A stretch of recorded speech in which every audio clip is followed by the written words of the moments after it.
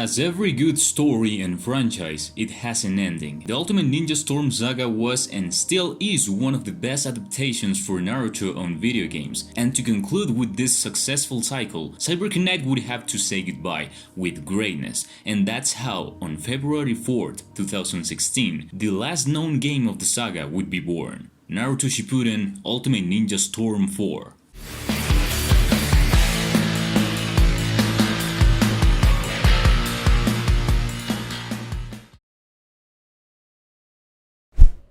Well, here we are, the final game of the saga, which will be divided in two parts. There's a lot of material to cover regarding the game, so let's get moving. As every other main Storm title, the incredible cinematics, gameplay and boss fights we all love are here. Maybe the only difference on story mode is the lack of a linear open world that the previous games already had. This title is the first one arriving on next gen, or at least the next gen back on those days, Xbox One and PS4. If the ending of Naruto Shippuden's story and the first title going for a next-gen release was not an enough reason to get you hyped to the limit, I don't know what would be. The promise was pretty big and the players would not take a mediocre work as an answer. Fortunately, that was not the case, or at least in my opinion. The story would continue in a game mode that allows you to relive the most important events of the manga after the story mode in Storm 3. This was handled with chapters between cinematics, traditional battles, and boss fights. We are talking about a board which sometimes would divide on two different paths, the Jing path starring Sasuke and the Yang path starring Naruto. On this game, they tried to narrate the essence of order and chaos on the only way a video game could do so. For example, the initial battle from Hashirama and Madara is filled with very interesting elements that add narrative value to the game. The initial opening of the scroll, the moment they give you control over the battle while the scroll is opening and are telling us the story of the origin of the shinobi conflict and, well, obviously the excellent cinematics, boss fights, quick time events, and wrapping up with the game's title on screen. Then the story gets divided on these two paths we mentioned previously, with everything that is currently happening. But in essence, the story is developing on individual parts and with a unique path when they collide with each other. That's the story of Ashura and Indra, the story of Naruto and Sasuke, the story of Yin Yang. A subtle detail that not many people seem to appreciate when remembering this story mode. But at least for me, it has a great value. And actually, by the time this game released, the anime was not finished yet. The material of the manga was not animated, so Storm 4 was the first one that properly animated Naruto's manga. The game's development studio took that challenge without doubt, an immensely risky choice, but let me tell you, they did an excellent job not only with cinematics but also with the sound design, rhythm and mission structure. Now, one of the main reasons people was not very happy with this story mode was the maybe excessive use of static images of the anime at the beginning of the game. Listen, only at the beginning, because remember, the anime was still catching up with what the game was telling us. After this point was reached, the developers obviously had to animate everything and create the cinematics from the game's engine. This means the first time we saw an animated battle from Guy using the 8 gates against Madara was on this game. The first time Kaguya appeared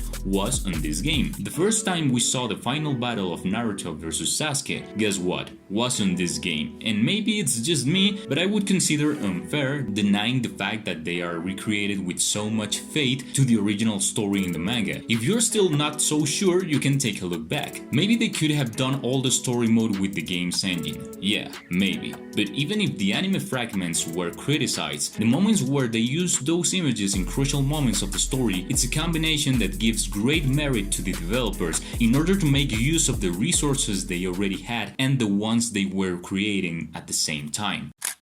Moving on with the most important characteristics on this game mode, some mechanics would return to give us one last taste of a Storm game story. The horror battles were kept in some scarce moments, but some mechanics were removed, like chain combos in a fluid way by pressing X or A on Xbox, the possibility to do an ultimate and activate a quick time, or the way we focus our attacks on one single enemy by selecting them with the right analog. The wall fighting had a little show off with the fight of Kakashi and Obito against the Rock Ninjas. This element was not seen in the franchise since Storm 1 and was something the fans were asking for a lot ago. It may not be a main game mechanic, but is there, at least. You have the possibility to play some past events. It wouldn't be a Naruto game without at least a little cocky part with filler. And well, if you allow me, I would like to talk about more in depth about the boss fights, which were spectacular to say the least. From beginning to ending, the story mode was packed with epic battles between enemies with incredible abilities. To kick off, Hashirama vs Madara, the use of awakenings, interactive elements in the battlefield, quick times, a massive fight between two titans which gives a brutal introduction to the game. A truly great way of representing the battle of two ninjas who were once considered the most powerful ones in the whole world. One that I prefer over the anime one. The mission against the Ten Tails. Not even the combat, but the pursuit seemed like a good idea, a great way of creating tension by facing a new enemy and not putting us in a traditional battle situation which we're all used to already. After that, the Shinobi Alliance Ultimate Jutsu was executed in an incredible way, with Shikaku leading the attack from the distance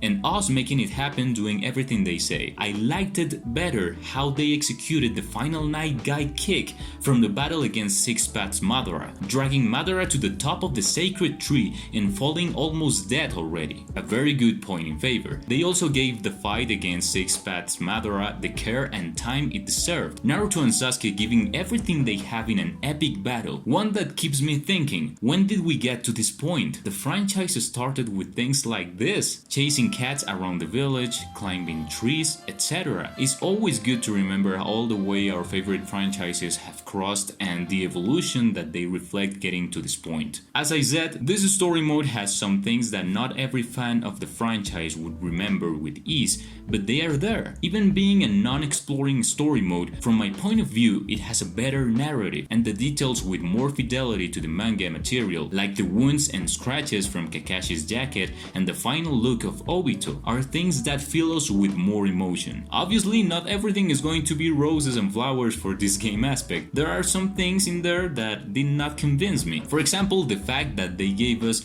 that spectacular fight with Madara and they brought us back to the present and they give us a fight with masked Obito again, knowing that in order to break his mask at the ending of Storm 3, they gave it like 5 minutes of speculation to finally see his face, and at the end, they didn't show it. It feels like a step back, but anyway. Also, the controversial fight from Sasuke against the Edo Hokages. It seems a little unnecessary for me. It's not that it bothers me to play this part of the story. In fact, the more material with good cinematics, the more grateful I would be, but I cannot stop thinking that they were always trying to hurry up the explanation from Hashirama for Sasuke and try to make up his mind, because they know there are people dying right on that moment because of the war. They need to arrive as soon as possible. And then they decide to test the ability of Sasuke and the others and see if they are worthy. I mean, while they're doing this nonsense, there are hundreds of shinobi dying, people from their village in the hands of the Ten Tails, people who could be saved if they hurry up. It doesn't make any sense. At last we have the final battle of Naruto versus Sasuke.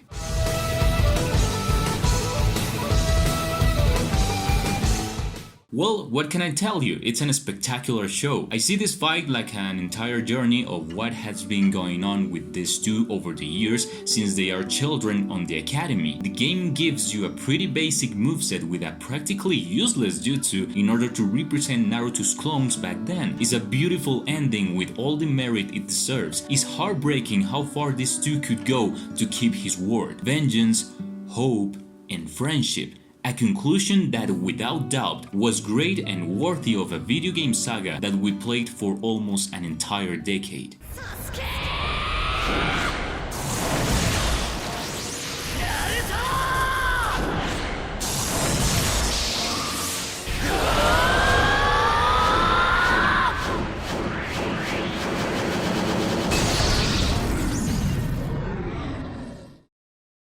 Now let's take a look to the other game modes, and of course the adventure mode. Hey, if you thought the exploration mode was completely removed, you were wrong. Now the exploration mechanic had his own game mode. There's just one tiny little detail. It's so boring, but I'm serious, it's a filler story, battles with not much depth, the free roam is not even worthy of calling it like that anymore. It feels a lot more limited than the previous ones. The dialogues and filler missions only ruin the good narrative perspective you acquire from the main story. Apart from some little details like the rebuilt arm of Naruto and Guy Sensei on the wheelchair, this game mode has one single virtue: putting me to sleep.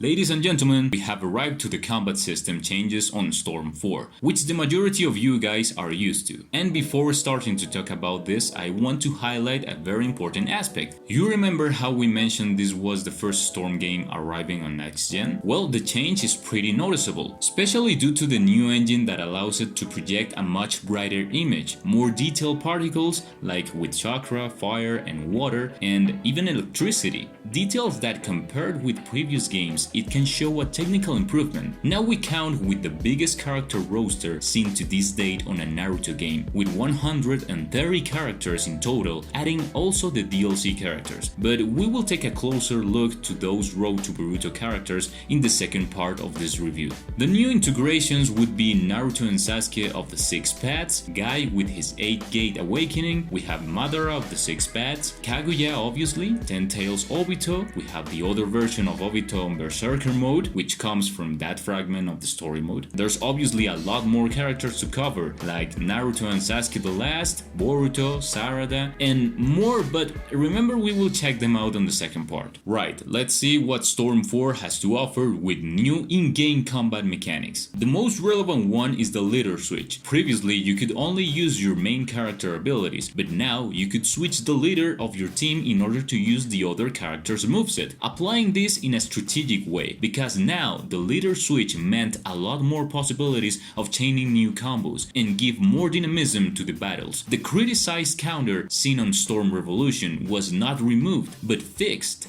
changing what it meant to hit the rival with that counter. Now you would not get dizzy for 5 seconds, but you would get rejected far from the opponent, and that gave some time to recover or charge some chakra or whatever. This was a very good way of keeping a mechanic with so much potential but was not executed in a proper way previously. Even when you choose your main character before the battle, now you could select the jutsu and ultimate the character had depending on its different versions, like for example Sasuke or Madara. As new characters arrived, the new awakenings would get added as well. The time limit remained the same, and this way the players could enjoy all the characteristics of the characters in combats that seemed more and more flashy. Not only that, but the storm gauge of each player now would affect the awakenings of all the members in the team. Apart from that, remember my favorite aspect about Storm Revolution? Well, here that element was enhanced even more. The team ultimate jutsus were kept and even more combinations were added, especially between members with a particular bond. Guy Sensei with Rock Lee, Kakashi and Obito, all the Hokages and even the 7 Mist Swordsmen, a concept that gives more adrenaline to the gameplay. The servers and updates after the release of the game were taken to the limit with the great traffic of new players that were battling in online matches. A community that has been growing and also found some troubles on the game system. The servers, a lot of bugs, but as an experience in general, it's a game that left the Storm Saga in a great pedestal. A community that keeps waiting until this day for a new game, never losing faith. As the players were asking for more, the developers offered something special. A new story, new village, new characters, new scenarios, and all of that will be covered in the next chapter.